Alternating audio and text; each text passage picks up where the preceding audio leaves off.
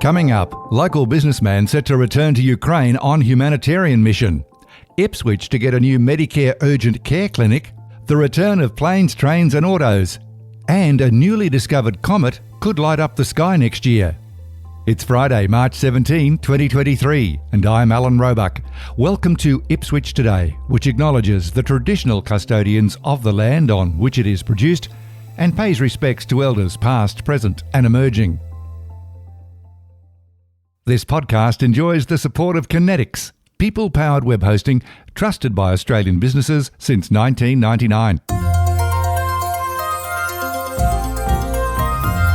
Last year in April, local Ipswich-based businessman and Rotarian Martin Corkery visited Ukraine on a humanitarian mission to gain a better understanding of what's happening on the ground and to establish trustworthy and reliable contacts.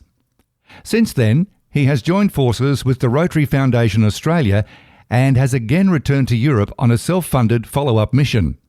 I last spoke with Martin Corkery in August 2022. He joins the show again from Paris, ahead of flying to Poland and on to Ukraine this weekend. Thank you for speaking with Ipswich Today, Martin. It was a pleasure, Alan. Last year we spoke with you after you returned to Paris from Ukraine. Here's how you explained to me at the time why you decided to go to a war zone. Well, I think as a Rotarian, with as many people in the world, and Ukraine in particular one, who is extremely disadvantaged in far and they're very poor. They've lost their homes as a result of the Russians bombing them and so on. And it was very epic when I saw it there. Now you're about to return. How are you feeling about this trip? Well, I think this time, Alan, I'll have a great deal more experience from last April. And this time I'm going there for 6 weeks. And I'll be traveling from Paris to Krakow, which is in Poland. And then I get the train from Krakow to Kiev, being the capital of Ukraine. This takes about 12 hours to 14 hours by train. And then I'll arrive in Kiev, where I'll be met by Rotarians from Kiev and also another chap I know, Dennis, who's a person I sponsored during this past 12 months. We will then travel to various parts of Ukraine, interviewing Rotarians what they need for replacing schools, childcare centres and playgrounds, and even a local store. So the foundation want me to say that, and that's correct as well, it's refurbishment. And they plan to then, on conclusion of my report, in 6 weeks' time or so, as far as that, I will send a report which will be very detailed. We'll photograph every person we speak to and to make sure identify that person against the report. And subsequently, that it goes to the foundation, which is Mark Anderson, here in Australia. He then sends that to the foundation in the United States to be funded. Since your first visit to Ukraine last year, you certainly have forged a good relationship with the Rotary Foundation Australia, and that's because you are a member of Rotary yourself.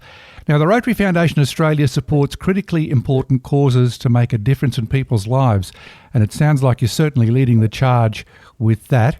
Now, you mentioned Dennis and his family, which you've sponsored since last visit. How would they have coped and survived this last year if you hadn't have sponsored them? Oh, it's hard to tell, Alan. I think that I do it as a humanitarian. I've purchased a refurbished car for him and supported his family constantly right through the last 12 months.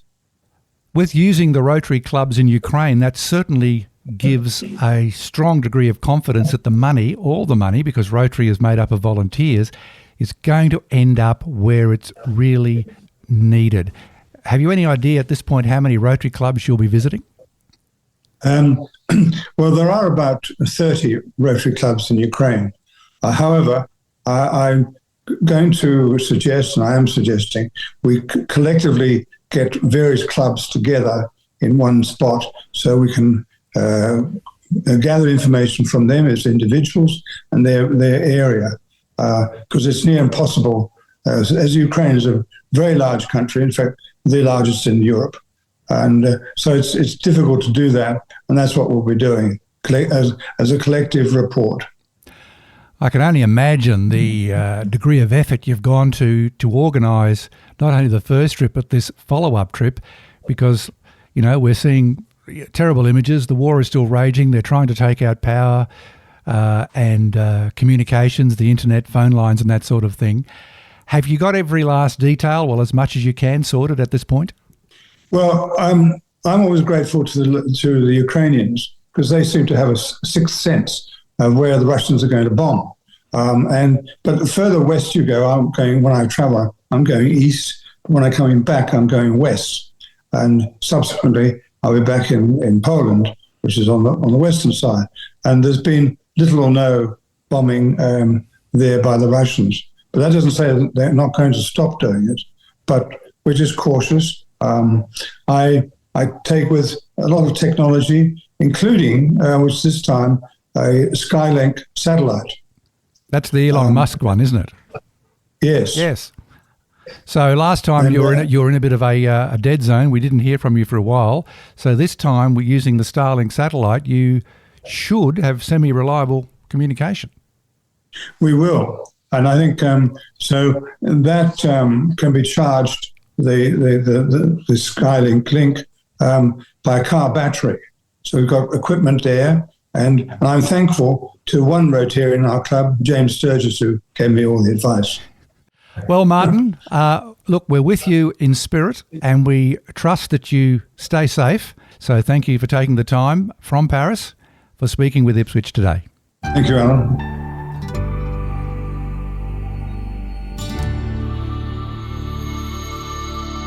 In other local news, state members Lance McCallum and Jennifer Howard issued a joint statement this week about the proposed new Medicare urgent care clinic. Expressions of interest have been called for the clinic, which will offer bulk billing for locals and will be open 7 days a week. Ipswich has secured one of 11 across the state. According to the statement, these new urgent care clinics are designed to reduce the pressure on hospital emergency departments. The new satellite hospital is also under construction in South Ripley, and a further 200 beds will be added to Ipswich Hospital.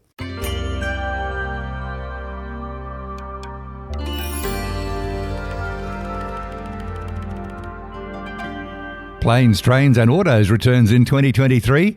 This now annual festival will again celebrate all things aviation, rail and automotive, and promises to be a series of adrenaline-charged, low-cost events for the whole family.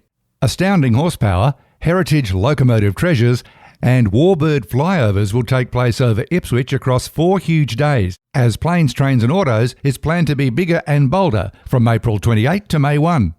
More than 8,300 people attended last year, and the 10,000 available tickets for this year are expected to sell very quickly. The festival's centrepiece will be the workshop's Rail Museum on April 29, with an exciting lineup of military displays, interactive family-friendly activities, and a huge variety of awe-inspiring machinery. Tickets for Saturday, April 29 start at $5 for children, with family passes for $20, and they're available online now at planestrainsautos.com.au.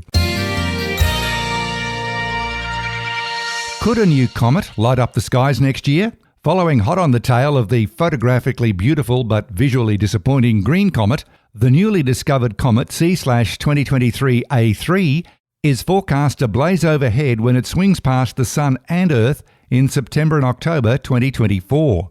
Currently travelling between Jupiter and Saturn, the icy wanderer has been discovered shining unusually brightly for something so far from the Sun, leading excited astronomers to predict that it could be a spectacular sight when it comes into view later next year. University of Southern Queensland astrophysicist Professor Jonty Horner thinks this new comet has all the hallmarks of comet greatness: a large nucleus and an orbit that brings it in close proximity to the Sun, which could lead it to shining as bright as the brightest stars. But he says comets are like cats, and he cautions the comet's greatness is not yet guaranteed.